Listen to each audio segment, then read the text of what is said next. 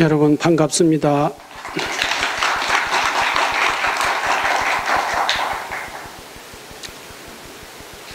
이제 계절이 봄이 오는 계절입니다.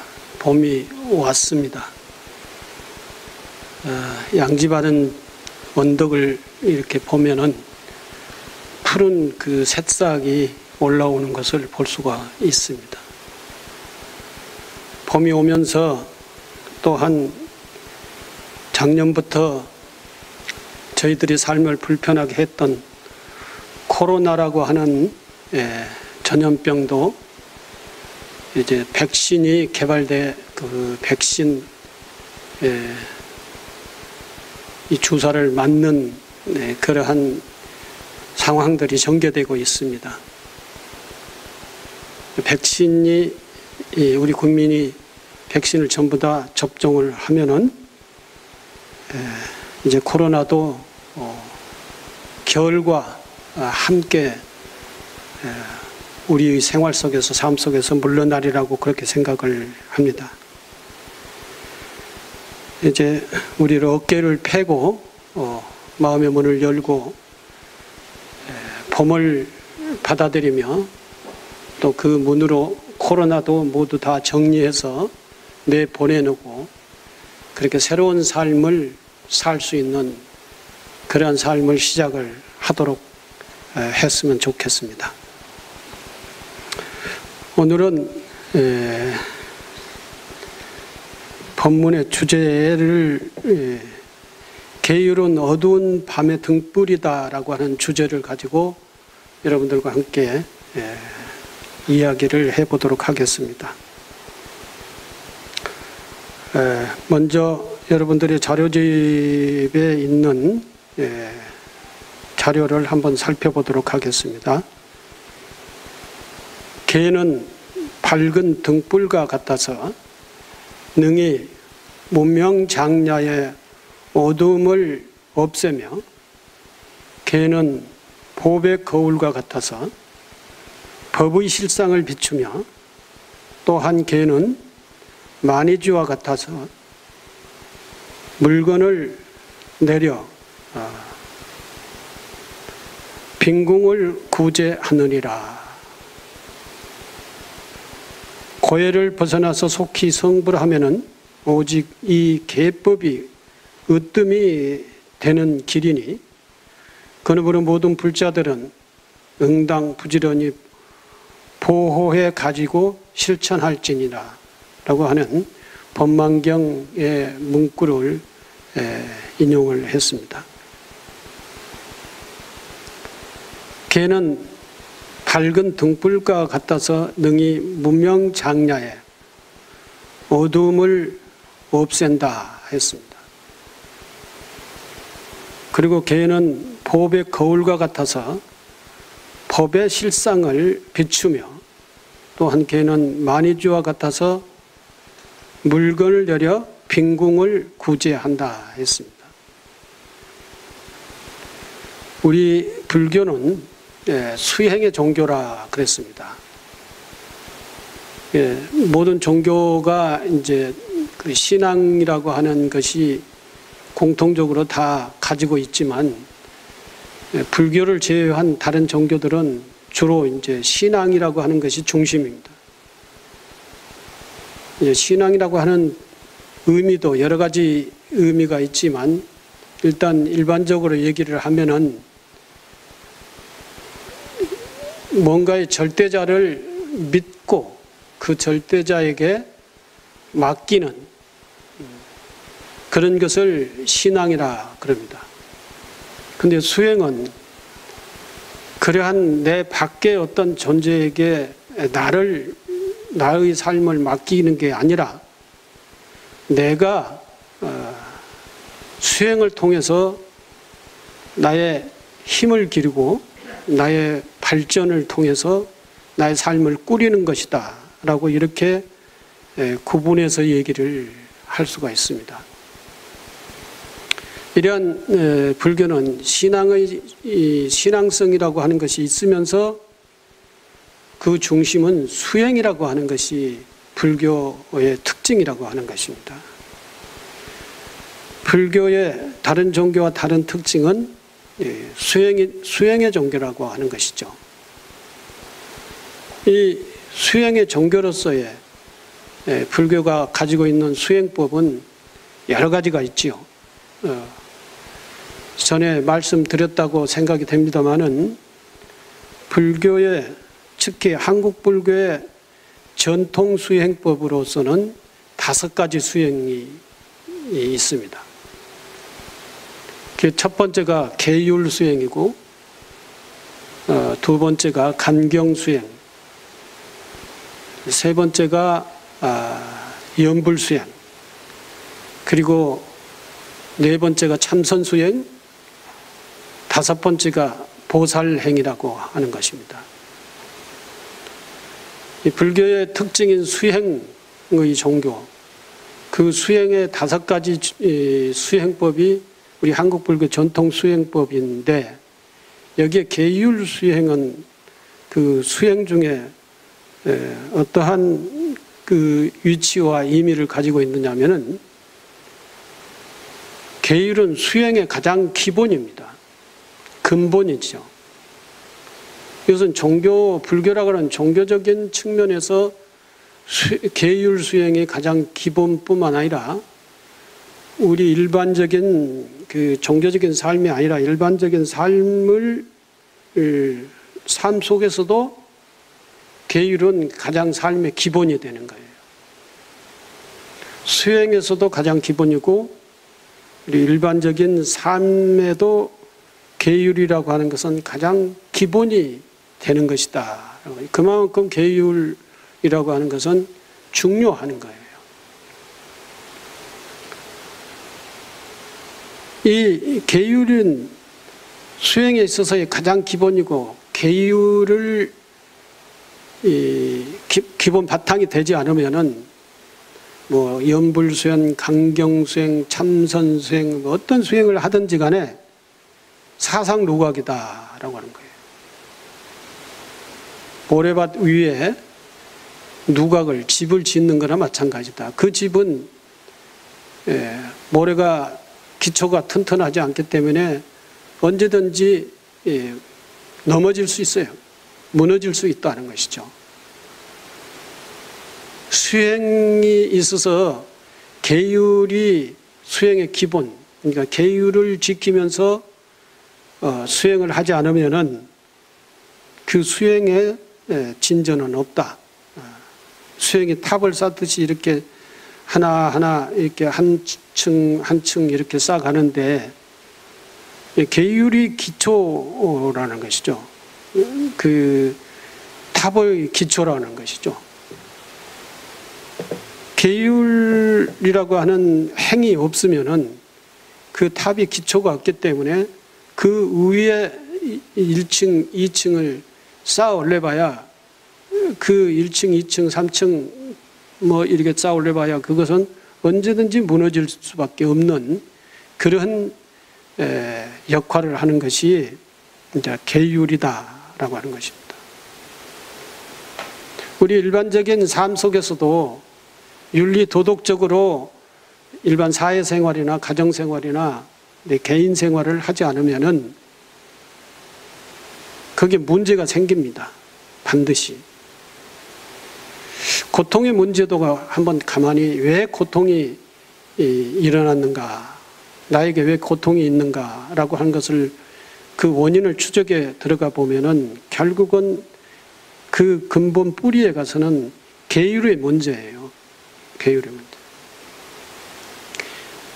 뭐 살생을 했든지, 또는 훔쳤든지, 아니면 거짓말을 하고 사기를 쳤든지, 아니면 욕심을 부렸든지, 화를 냈든지, 어리석었든지, 뭐 비윤리적인 행동을 했든지, 아니면 태폐적인 생활을 했든지, 뭔가의 이런 생활이 근본이 뿌리가 돼서 고통이 발생하게 되는 것이다 입니다. 이게 전부 다 계율, 계행이라는 거예요. 이게 탐진치, 삼독심이나 살도, 음망, 주나 이게 전부 다 계율이잖아요. 이 계율의 그 덕목을 지키지 않으면은 반드시 내 삶에 문제가 생기는 거예요.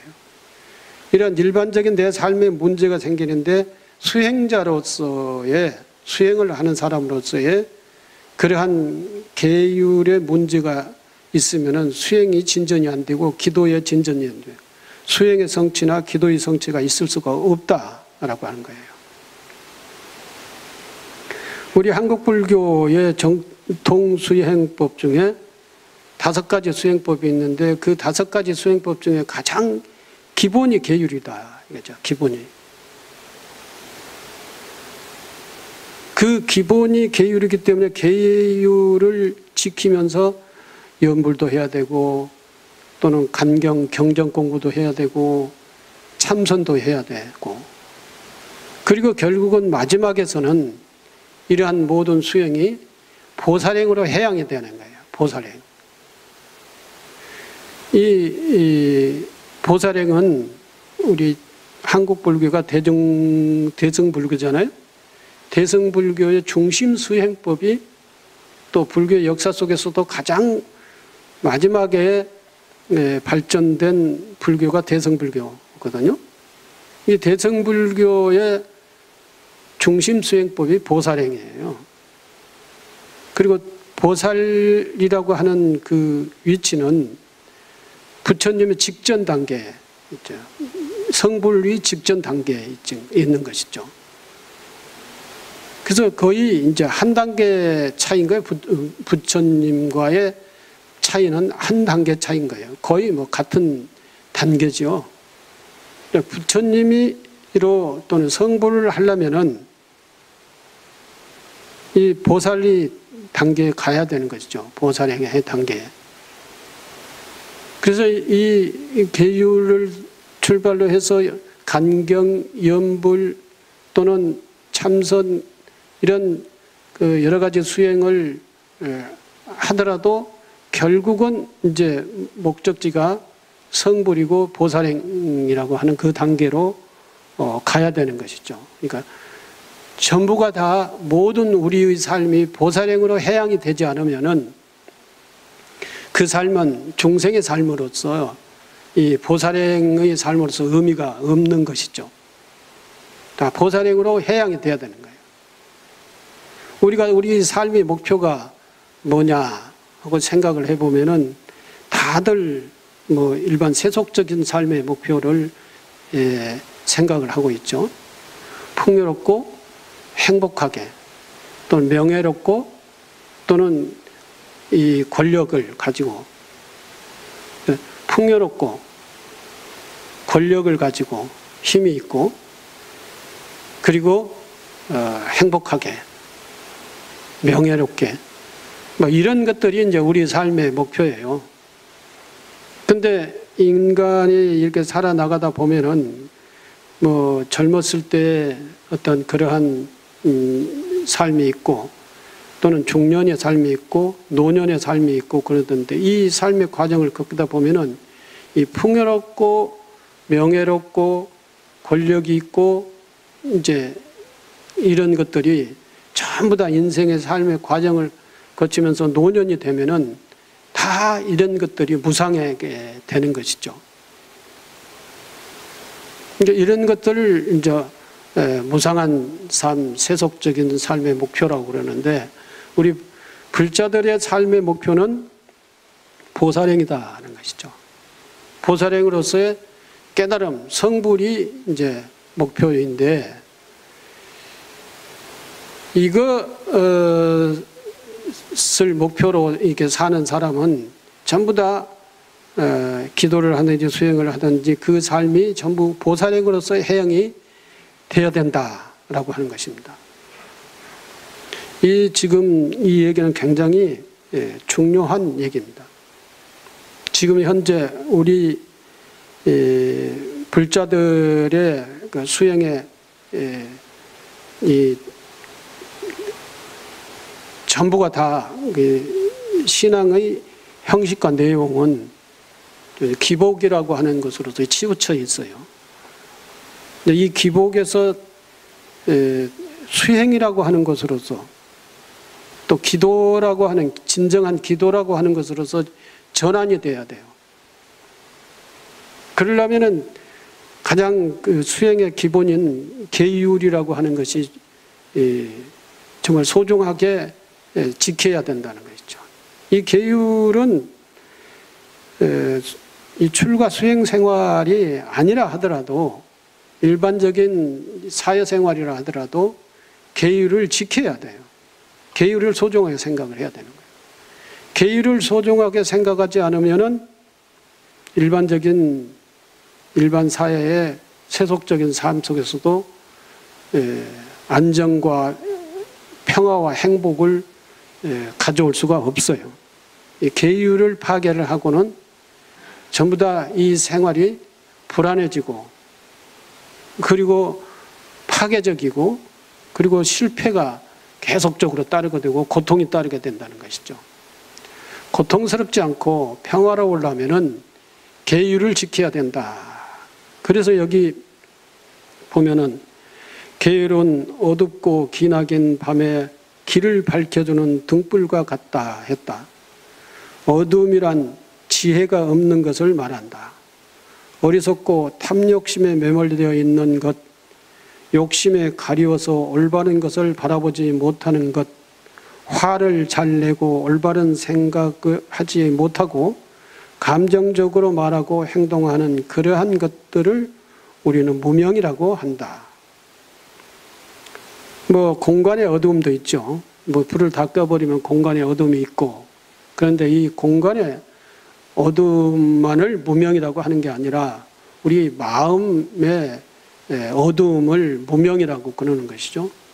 무명이라고 하는 상황을 어떤 상황을 무명이라고 그러냐면 지금 금방 말씀드렸듯이 탐내고 성내고 어리석고 잘못 판단하는 것이죠. 어리석어서 잘못 판단하고 늘 이렇게 판단을 잘못하는 것이죠.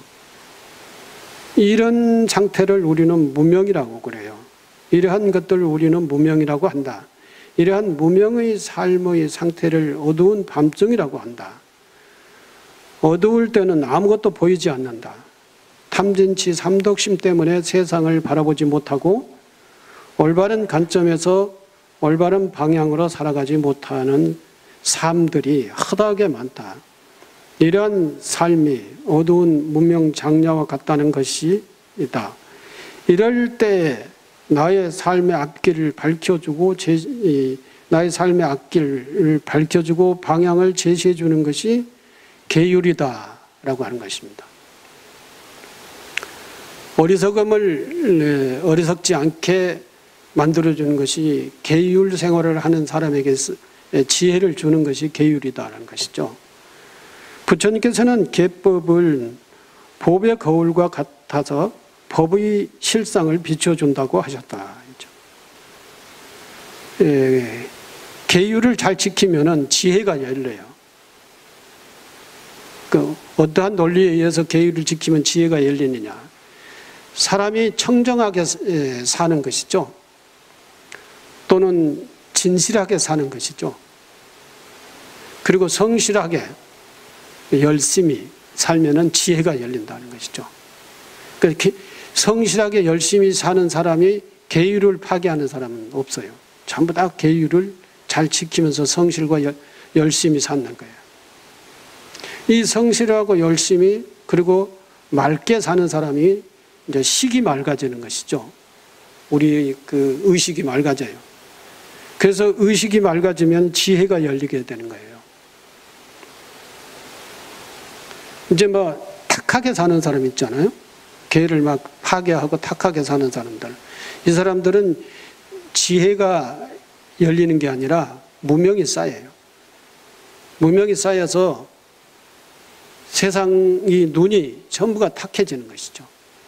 눈이 탁해지면 세상을 바라보는 것 모든 것이 전부가 다 탁하게 보이니까 이 세상 삶을 사는 데도 있어서도 전부 다 탁한 행동만 탁한 판단만 하고 탁하게 살 수밖에 없어요. 탁한 이 무명에 휩싸여서 사는 사람들은. 그러나 계율을 지키면은 청정하고 맑게 사는 사람이기 때문에 그 맑은 식이 맑아져서 지혜가 열린다라고 하는 것입니다. 옛날에 조사 스님들이 수행을 했다고 하는 것 보면 여러 가지 수행이 있어요.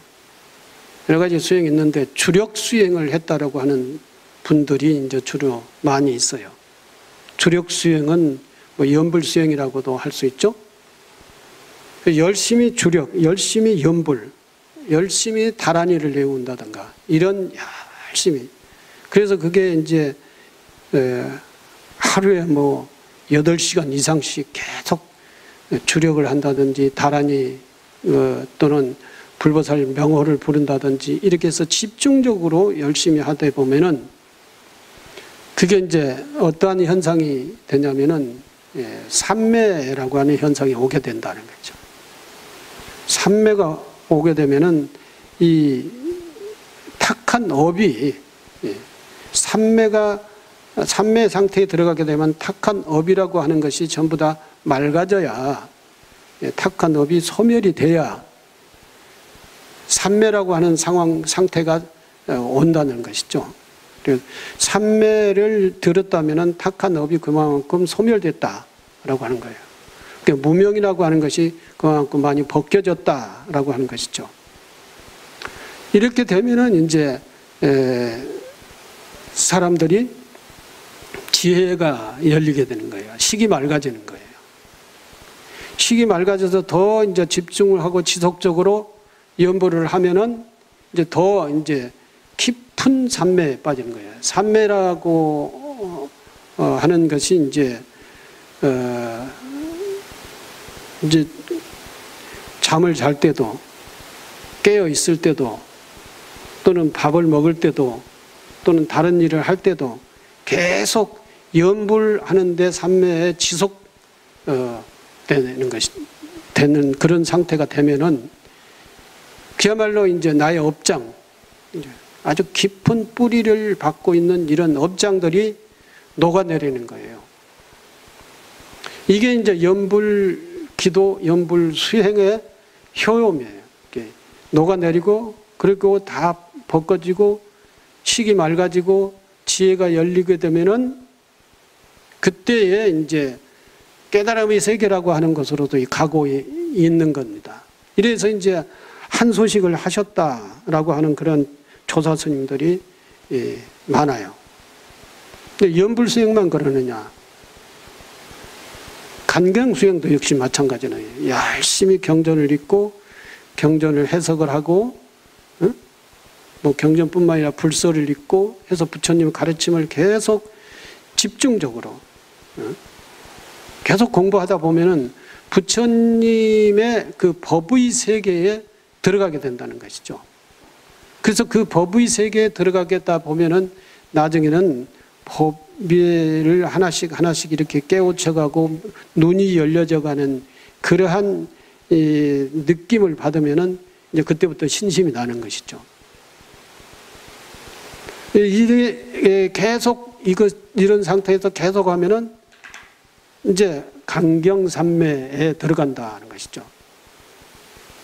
그래서 모든 경전을 이제 전부 다 이제 부처님께서 법을 설해 놓은 그 모든 그 내용을 다 자기가 통찰해 볼 수가 있는 그러한 상황으로 가게 되고, 참선 수행을 하게 돼도 화두를 들고 계속 열심히 정진을 하다 보면은 이제 그때도 삼매에 들어가는 거예요. 삼매 경지가 오게 되는 거예요. 이러한 경지를 계속 지속하다 보면은 이제 눈이 열리는 것이죠. 한소식을 하게 되는 것이죠. 근데 이 모든 것이 이 바탕이 되는 것이 뭐냐면은 계율이라는 거예요. 이 살도, 망주, 그러니까 살생, 도둑질 또는 망어, 살도, 망어, 음행, 그리고 이 술, 술이 꼭 술만은 얘기를 하는 것은 아니지만 이 5개 중에 살도, 음망수, 이 5개와 탐진치라고 하는 상복심, 이걸 잘 수행을 하면은 연불수행, 간경수행, 참선수행, 어떤 수행을 하더라도 삼매에 들어가게 되는 거예요. 삼매에 들어갔다라고 하면은 그것이 곧 나의 허물이 많이 벗겨졌다라고 하는 거예요. 그래서 지속적으로 삼매 속에서 공부를 계속 하게 되면은 그만큼 깊이 뿌리 박혀 있는 악업, 업장들이 다 뿌리가 뽑히는 것이죠. 그래서 시기 맑아지고 그리고 지혜의 눈이 열리게 되는 거예요. 계속 경전 공부하고 부처님의 말씀을 깨달아가는 그러한 지혜의 눈이 열리게 되고, 이제 그 경전 공부를 안 하더라도 부처님의 가르침이 눈이 떠지는 거예요. 왜? 악업이 소멸되기 때문에, 악업 업장이 소멸되고, 계율을 지키기 때문에 청정해지고, 업장이 소멸되고, 지혜의 눈이 열리기 때문에, 이래 이제 그 지혜가 많이 쌓이게 되는 것이죠. 그래서 결국은 어디로 가야 되냐면 보살행으로 가야 되는 거예요. 보살행. 보살행이 뭡니까? 계율 수행을 한 곳은 수행처가 있어요. 유론이라고 하는 것이 있고, 경전 공부하는 것도 강원이라고 하는 것이 있어요. 또 참선 수행하는 것도 선원이라고 하는 게 있어요.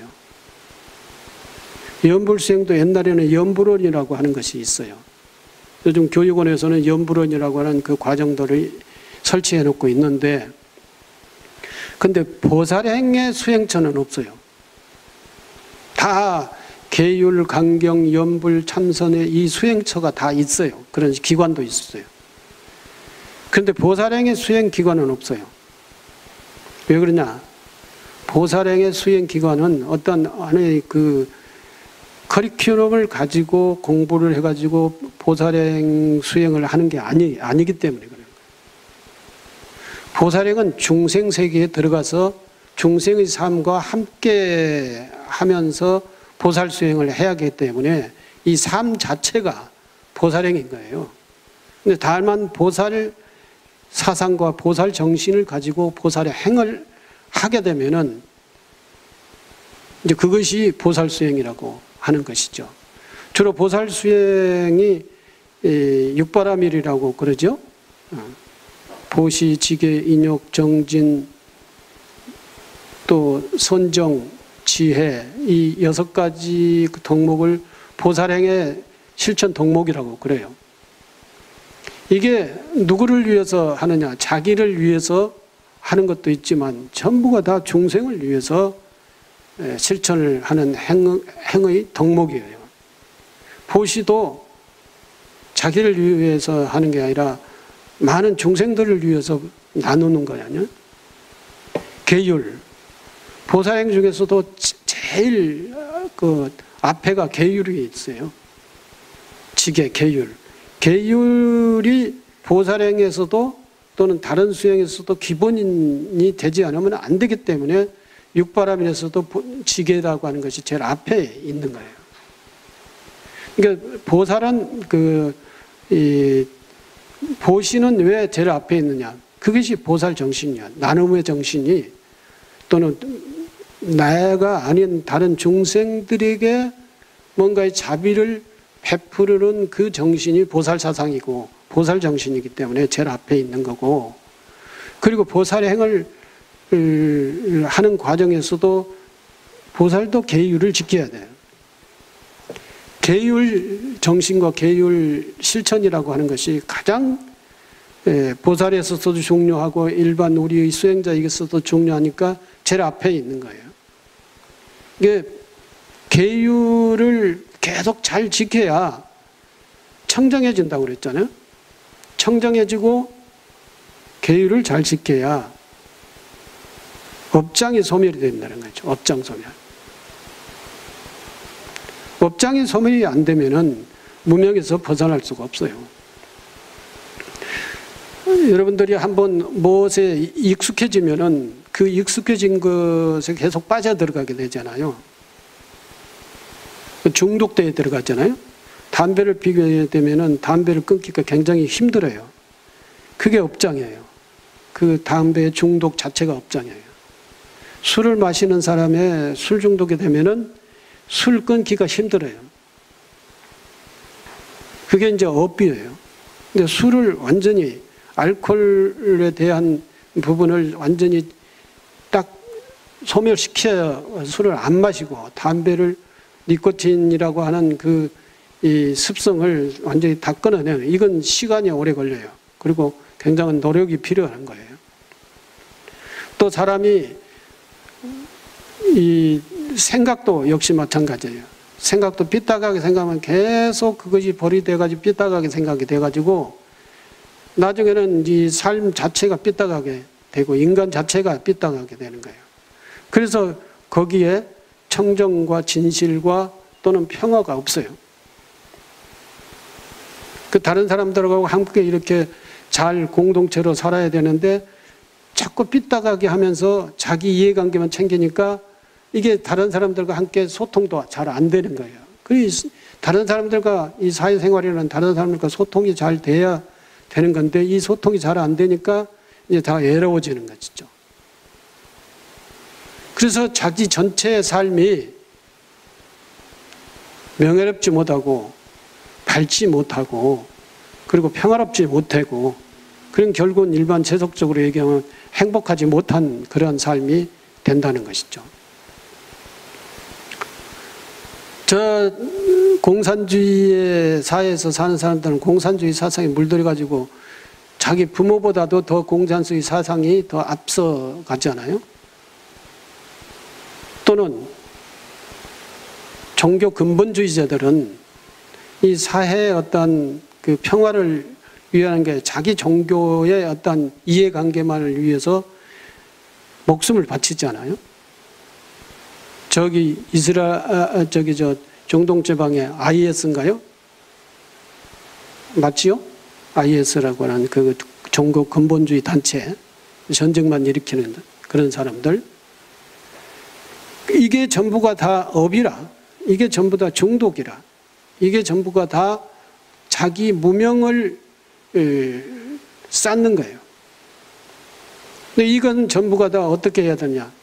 올바른 이 진리의 거울로 비춰봐야 돼요. 그 진리의 거울이 계율이라는 것이죠. 계율을 비춰봐가지고 나누어야 된다. 생명을 존중해야 된다. 도둑질하는 것이 말고 나누어야 된다. 죽이지 말고 살려야 된다. 이러한 계율에 비춰보면은 자기네들 그 단체만을 위해서 사는 게 아니라 모든 중생들의 삶과 함께 해야 된다라고 하는 것들이 계율에서 이제 나타나잖아요. 계율에 비춰지잖아요. 그래서 계율은 자기를 비추는 거울이다라고 하는 거예요. 계율이 없으면은 일반 신앙생활도 성과가 없어요. 아무리 와가지고 절에서 열심히 기도를 한다 해도 계율 생활을 하지 않고 기도를 하면은 그 기도는 사상 누각이다. 일반적인 삶 속에서도 윤리 도덕을 지키지 않고 일반 생활을 하게 되면은 그건 반드시 윤리 도덕을 어기는 그 과벌을 받게 되는 것이다 하는 것입니다. 오늘 이제 제가 제 얘기가 중요하다고 이렇게 얘기를 하고 있습니다만은 한국 불교의 수행법에 대해서 말씀을 드려서 굉장히 중요하다는 얘기예요. 한국 불교의 수행법이 5가지가 있다고 그랬어요. 계율, 간경, 염불, 참선, 보살행. 그런데 계율, 그 중에서도 계율이 가장 기본이다는 것이죠. 가장 중요한 것이다. 계율을 지켜야만이 기도 성취가 있을 수가 있다. 기도가 진전이 되고 그 다음에는 기도 성취가 있을 수가 있다. 계율을 안 지키고 기도를 하면은 기도 성취가 없다. 그는 잘라 말해서 그렇게 얘기를 할 수가 있습니다.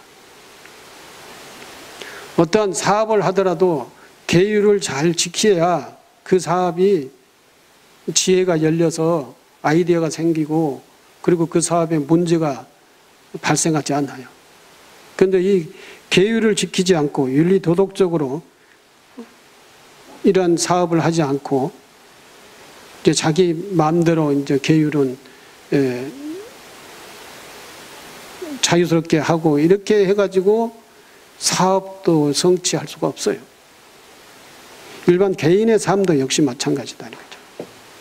계율을 잘 지키고 청정하게 잘 지켜야만이 업장이 소멸되고 그리고 업장이 소멸돼야 식이 맑아지고 지혜가 열리고 그리고 산매에 들어갈 수가 있고 이 산매에 들어가게 되면 이제 깊은 업의 뿌리가 소멸되는 거죠.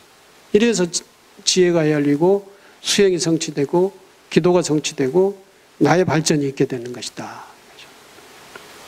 그래서 결국은 어디로 가야 되냐? 보살행으로 가야 된다. 보살행으로. 나누고 계율 지키고 그리고 어려운 것도 참고 보기 싫은 것도 참고 견디고 보시, 지계, 인욕, 정진 그리고 끝없이 정진하고 지혜를 닦고 정을 닦고 이런 보살행으로 가야 되는 거예요. 그래서 다시 말해서 열심히 자기를 위해서 수행을 해서 지혜를 닦았다고 한다면은 이제 그 해양처가 있어야 된다는 거죠. 그 해양처가 보살행이고 그 보살행이라고 하는 것은 다른 사람들을 위해서 모두를 위해서 나의 삶을 살아야 된다는 겁니다. 이제 봉사도 하고 또 베풀기도 하고 또 보시도 하고 사람들을 배려도 하고 이런 자비심을 갖는 보살행으로 해양에 될 때 비로소